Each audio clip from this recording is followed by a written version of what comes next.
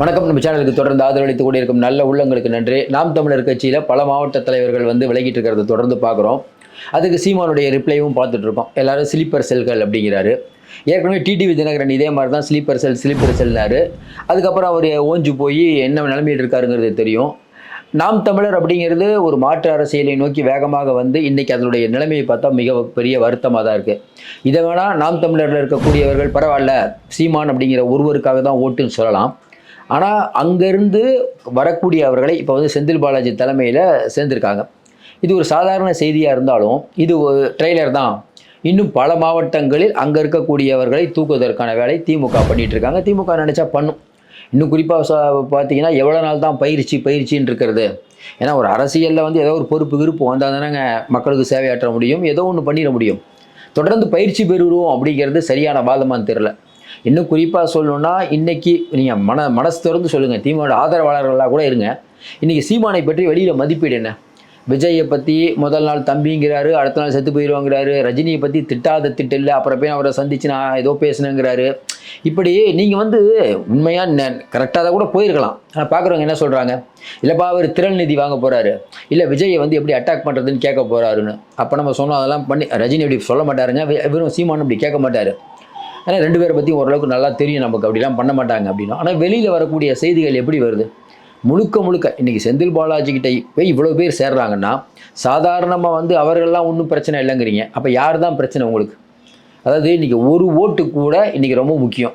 அப்படிப்பட்ட சூழ்நிலையில் மாவட்டம் மொத்தமாக கொத்தாக போகும்போது அது எப்படி பலன் அளிக்காமல் இருக்க முடியும்? கட்டமைப்பு போனால் நீங்கள் புது கட்டமைப்பை உருவாக்கினாலும் அது அந்தளவுக்கு ஏற்புடையதாக இருக்குமாங்கிறது பல கேள்விகள் இருக்குது. இப்படிப்பட்ட சூழ்நிலையில் இன்றைக்கி செந்தில் பாலாஜி அவர்கள் இந்த அளவுக்கு ஆட்களை இழுத்துட்டாரு அப்படின்னு சொல்லும்போது, ஒரு செய்தி வரும்போது அங்கேருந்து திமுகலேருந்து வர செய்தி இது மட்டும் இல்லைங்க. இன்னொரு 3 நாள் கழித்து பாருங்கள், இன்னொரு 3 மாவட்டத்துலேருந்து சேருவாங்க. இப்போ என்னென்னா செந்தில் பாலாஜி அவர்கள் வேகம் எடுத்துகிட்ருக்கார். நம்ம தொடர்ந்து சொன்னோம், செந்தில் பாலாஜி மேலே நம்ம 1000 குறை நிறைய சொல்லிட்டோம். அவர் மின்சாரத்தை அதானிகிட்ட வாங்கினார், பண ஊழல் என்னென்னமோ சொல்லுங்கள். ஆனால் ஒரு செயல் வீரர் அப்படிங்கிறத மறுக்க முடியாது.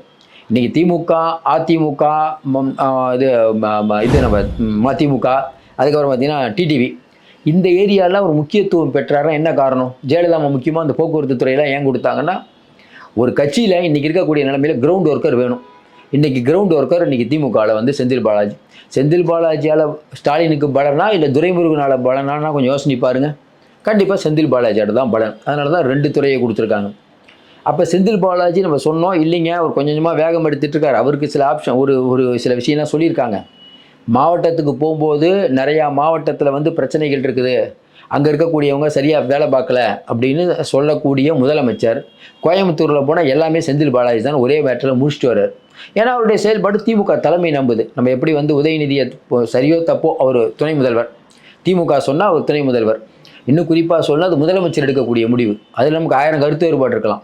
அதே போல் முதலமைச்சர் செந்தில் பாலாஜியை நம்புகிறார்.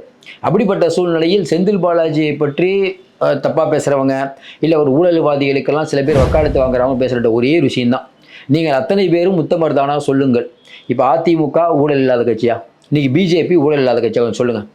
செந்தில் பாலாஜியை நியாயப்படுத்தலை. ஆனால் செந்தில் பாலாஜி அப்படிங்கிற ஒருவர் மட்டும் பெருசாக கொள்ளடிச்சிட்டார் அப்படின்னா நம்ம அடுத்து ஒரு வீடியோ போட போகிறோம். அதை பார்த்தீங்கன்னா பல கொள்ளைகள் இன்றைக்கி வேலுமணி, தங்கமணி, விஜயபாஸ்கர், வீரமணி, ராஜேந்திர பாலாஜி சொல்லிக்கிட்டே போகலாம். பெரும்பாலான அமைச்சர்கள் எல்லாம் ஊழல் பட்டியலில் சிக்கிறவங்க தான். எடப்பாடி பழனிசாமியில் டெண்டர் முறைகேடு வழக்கு இருக்குது. அப்படிங்கும்போது அதிமுக அப்படிங்கிறது செந்தில் பாலாஜியுடைய அந்த ஊழலை சொல்வதற்கு ஏற்புடையதாக கட்சியாக நம்ம பார்க்கணும். இன்னும் குறிப்பிட்டு சொல்லணுன்னா எல்லாரும் சொல்கிறது தான், அந்த கட்சியிலேருந்து வரவங்க, அதாவது நாம் தமிழர்லேருந்து வரவங்க நிறைய பேர் சொல்கிறது என்னென்னா, ஒருத்தர் மட்டுமே பேசுகிறாரு. ஒருத்தர் மட்டுமே பேசுகிறது என்றைக்குமே ஜனநாயகமாகிறது. அந்த கட்சி அது சரியாக வராது. இவ்வளவு கம்பீரமாக இருந்த ஜெயலலிதா கூட கடைசியாக கூட்டணி பேச்சுவார்த்தை எனக்கே நல்லா ஞாபகம். திருவான்மியூரில் ராமச்சந்திரா மண்டபம் அப்போ நான் போயிருந்தேன். எல்லாத்தையும் கூட்டி வச்சு நம்ம யாரோட கூட்டணிக்கு போகணும், இறுதி முடிவும் சிஎம் தான், ஜெயலலிதா தான். ஆனால் எல்லாத்தையும் கருத்து கேட்குறாங்கல்ல, அப்படி யாருலையுமே நான் கருத்து கேட்க மாட்டேன், அதெல்லாம் போனவங்க போகட்டும் இப்படிலாம் பேசுகிறது. நீங்கள் பொதுமக்கள் இதெல்லாம் பார்ப்பாங்க சார், ஆனால் இதெல்லாம் ஓட்டு போட மாட்டாங்க. இந்த பக்கம் இல்லை அந்த பக்கம் நடுவில் அடைந்தால் செத்து போயிடுவாங்கிறதெல்லாம் அதெல்லாம் உங்களுக்கு என்னென்ன இப்போ ஏன் இப்படி பேசுகிறாரு, ஏன் இவ்வளோ பதட்டமான பேச்சு, யாரை பற்றியும் ரொம்ப இதாக பேசுகிறது, தமிழ்நாட்டுக்கே நாங்கள் தான் அப்படிங்கிறது அது யாருக்கும். இன்னொன்றுங்க, தமிழ் மொழிங்கிறது எல்லாருக்கும் சொந்தங்க. அதில் போய் ஒருவர் மட்டும் தமிழை அழிக்க பார்க்குறாங்க, மாற்று கருத்து இல்லை, பிஜேபி தான் பண்ணுது. பெரிய தந்தை பெரியார் அவர்கள் மேலே உங்களுக்கு என்ன கோவம் தெரியல, தந்தை பெரியார் நீங்கள் விமர்சிக்கிறீங்க, இது எப்படி தமிழக மக்கள் ஏற்றுக்குவாங்க? கொஞ்சம் யோசனை பாருங்கள். தந்தை பெரியாருக்கு உங்களுக்கு என்ன பிரச்சனை? எதுக்கு அவரை நீங்கள் பேசுகிறீங்க? நீங்கள் பெண் உரிமையிலேருந்து நிறைய விஷயங்கள் தந்தை பெரியார் அவரை மேற்கோள் காட்டி நிறைய பேர் சொல்லும் போது, நீங்கள் தந்தை பெரியாரை நேரடியாக தாக்கும்போது எப்படி உங்களுக்கு தமிழர்கள் ஓட்டு போடுவாங்கன்னு நினைக்கிறாங்கன்னு நமக்கு ஒன்றும் புரியல. அங்கே கூட இருக்கவங்களுக்குலாம் இவர் என்ன சொல்லி பயிற்றுவிக்கிறார்? நீங்கள் அஞ்சலை அம்மாள்லேருந்து நிறைய பேர் சுதந்திர போராட்ட தியாகிகள்லாம் நான் தான் சொல்லி தமிழ்நாட்டுக்கு தெரியுங்கிறீங்க. நம்ம ஏற்கனவே சொல்லிட்டோம், அழகுமுத்து கோன் ஆகட்டும், கட்டபொம்மன் ஆகட்டும், இப்படி பல விஷயங்கள் ஜெயலலிதாவும் பண்ணியிருக்காங்க, கலைஞரும் பண்ணியிருக்காங்க. இப்போ ஆளுநர் சொல்கிறாருல, நான் வந்ததுக்கு அப்புறம் தான் நான் தான் கண்டுபிடிச்சேன், சுதந்திர போராட்ட தியாகிகள்லாம் இங்கே மரியாதை இல்லாமல் இருக்காங்க, ஒரு ஜாதி அடையாளத்தோடு இருக்காங்கன்னு ஆளுநர் சொல்கிறாரு. நீங்கள் தொடர்ந்து திமுக விமர்சிங்க, அவங்க ஊழல் மற்றதெல்லாம் விமர்சிங்க. நீங்கள் ரொம்ப திமுக மட்டும் இலை மலர்ந்தால் ஈரம் மலரும். நீங்கள் அடுத்தது என்னாச்சு? திமுக ஊழல் கட்சிங்க, நீங்கள் அதிமுக என்னங்கிறத கேள்வி வருமா வராதா? உங்கள்கிட்ட இருக்க கேட்டு தான் விஜய்டி நம்ம கேட்டுட்ருக்கோம். திமுக மோசம் அதிமுக நான் தான் இல்லைன்ட்டாரு. தொடர்ந்து நம்ம சொல்கிறோம், இன்றைக்கி இருக்கக்கூடிய சூழ்நிலையில் கட்டமைப்பு மிக முக்கியமானது. ஒருத்தர் கட்டமைப்பை கட்டணும்னு போராடி கொண்டு இருக்கும்போது ஒருத்தர் கட்டமைப்பை தொலைத்து கொண்டு இருக்கிறார். எல்லாத்தையும் தாண்டி திமுகவுக்கு போகிறாங்க. அந்த பக்கம் பார்த்தீங்கன்னா சில பேர் விஜய் கட்சிக்கும் போகிறாங்க.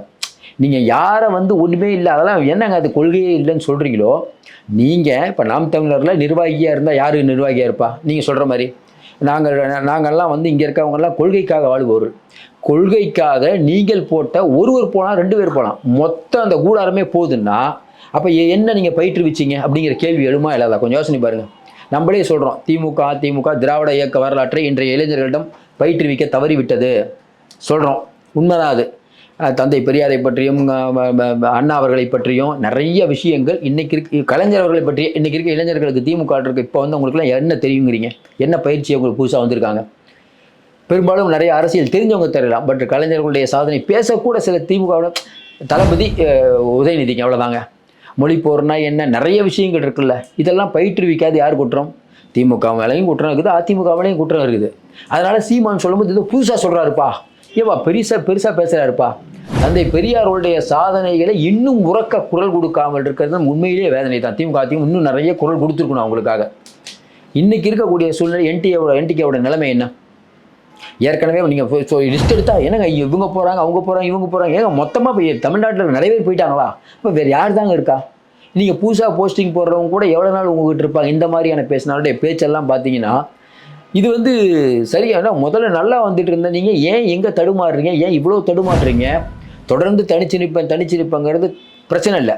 ஆனால் தனித்து நிற்போம் அப்படின்னா உங்களுக்கு இருக்கக்கூடிய வாக்கு சதவீதம் என்ன? எப்போ தான் அந்த இலக்கு அடைவீங்க? என்றைக்குமே ஒரு இலக்கு இல்லாமல் நீங்கள் போனீங்கன்னா அந்த பயணம் சரியாக வராது. இன்றைக்கி இருக்கக்கூடிய சூழ்நிலையில் சரியோ தப்போ நீங்களே கொஞ்சம் ப்ராக்டிக்கலாக யோசனை பண்ணீங்க. சீமானவர்கள் தனியாக என்ன எப்போ ஆட்சி பிடிப்பார்? கொஞ்சம் யோசனை பாருங்கள். பெரிய கட்சிலாம் கூட்டணி வைக்குதுங்க. இது ஒரு நிதர்சனமான உண்மை. ஒரு மக்கள் புரட்சி ரைட், 10 வருஷம் ஆச்சு மக்கள் புரட்சி. நீங்கள் பெருசாக ஒன்று வாக்கு வங்கியெல்லாம் ஏறி இல்லை. இன்னும் நீங்கள் 15% 20% வரலையே. அதனால் இந்த விஷயத்தை பொறுத்த வரைக்கும் செந்தில் பாலாஜி ஸ்மார்ட்டாக மூவ் பண்ணியிருக்காருன்னு அர்த்தம். ஏற்கனவே அதிமுகலேருந்து நிறைய பேர் இழுத்துட்டு இருக்காரு. இப்போ விஜய் கட்சியிலேருந்து இழுக்க ஆரம்பிச்சிட்டாரு. இன்னும் அவருடைய கை நீளுங்கிறாங்க. இது என்டிகேக்கு என்றைக்கு இருந்தாலும் பின்னடைவு தான். நீங்கள் என்னதான் அவருக்கு தனிப்பட்ட ஆளுமை எல்லாம் ஒத்துக்கிறோம் நம்ம. ஆனால் நிர்வாகிகள் ஒரு ஓட்டு போனாலும் இந்த நாம் தமிழருக்கு சிக்கல் தான். நல்லா வளர்கிற கட்சி இந்த மாதிரி ஆயிடுச்சுங்கிற வருத்தத்தில் தான் சொல்கிறோம். ஏன்னா ஒரு புது அரசியல் பேசிகிட்டு இருக்காரு அப்படிங்கும்போது நிறைய இப்போ இளைஞர்கள் திரளும் போது இந்த மாதிரி மாற்றி பேசி பொது வழியில் வீடியோ ஆடியோலாம் இதெல்லாம் நாம் தமிழருக்கு நன்மை பயக்குமா? நீங்கள் மனசாட்சி தொட்டு நீங்களே பார்த்துங்க. மீண்டும் சந்திப்போம். நன்றி, வணக்கம். உங்களுக்கு இந்த வீடியோ பிடிச்சிருந்துச்சுன்னா லைக் பண்ணுங்கள் அண்ட் உங்களோட கருத்துக்களை கமெண்ட் பண்ணுங்கள். மறக்காமல் சப்ஸ்கிரைப் பண்ணுங்கள்.